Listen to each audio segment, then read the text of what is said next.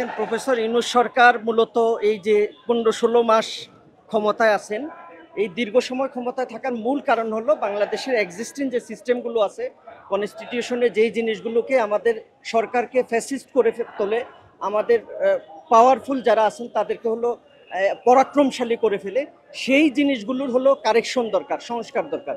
এই সংস্কারগুলোকে দীর্ঘ একটা আলাপ আলোচনার মধ্য দিয়ে সংস্কার কমিশন অনেকগুলো বিষয় একমত হয়েছেন।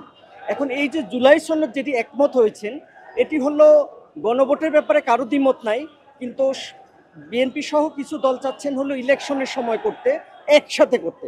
তা আমরা বলছি যে আসলে ইলেকশন হলো একটা বিশাল কর্মযোগ্য ব্যাপার, ওই সময় যদি গণভোটটা যায় একসাথে, তখন এটার যে ফোকাস পাওয়ার দরকার, কনসেন্ট্রেশন পাওয়ার দরকার, গুরুত্ব পাওয়া দরকার, সেটা কিন্তু পাবে না। না পাওয়ার ফলে যেটা হবে যে এই বহুল প্রত্যাশিত এই কারেকশনটা, সংস্কারটা হলো ভেস্তে যাবে।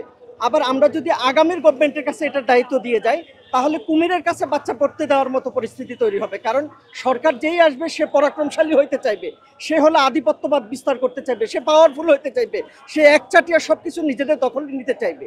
তো সেই জায়গা থেকে আমরা বলছি যে না, এটা এই নভেম্বর কিংবা জাতীয় ইলেকশনের আগে অবশ্যই গণভোটের মধ্য দিয়ে এই কারেকশনগুলোকে স্থায়ী করতে হবে, সংবিধানে যুক্ত করতে হবে এবং এর আলোকে নির্বাচনের ব্যবস্থা করতে হবে।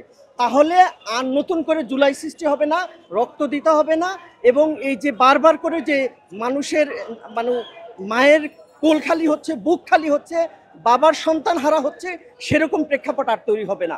আমরা সেরকম একটা কারেকশন হলো স্থায়ী হোক এবং সাংবিধানিকভাবে হলো সেটি গ্রহণ হোক, এবং সেজন্য এই গণভোট চাই, এবং সেজন্য আজকে আমরা রাজপথে এসেছি।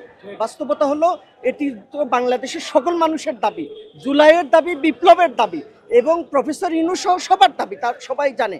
এখন এই জিনিসটা যদি আইনি ভিত্তি দেওয়া না হয়, গণভোট না হয়, সংবিধানে যুক্ত করা না হয়, তাহলে আমাদের পুরো আয়োজনটা হলো ভেস্তে যাবে। এটা হতে পারে না। এই দেশের মানুষের স্বার্থে, মানুষের জীবন জানমাল রক্ষার স্বার্থে এবং ভালো একটা বাংলাদেশ বিনির্মাণের স্বার্থে অবশ্যই আমাদেরকে গণভোটটা ইলেকশনের আগেই করতে হবে।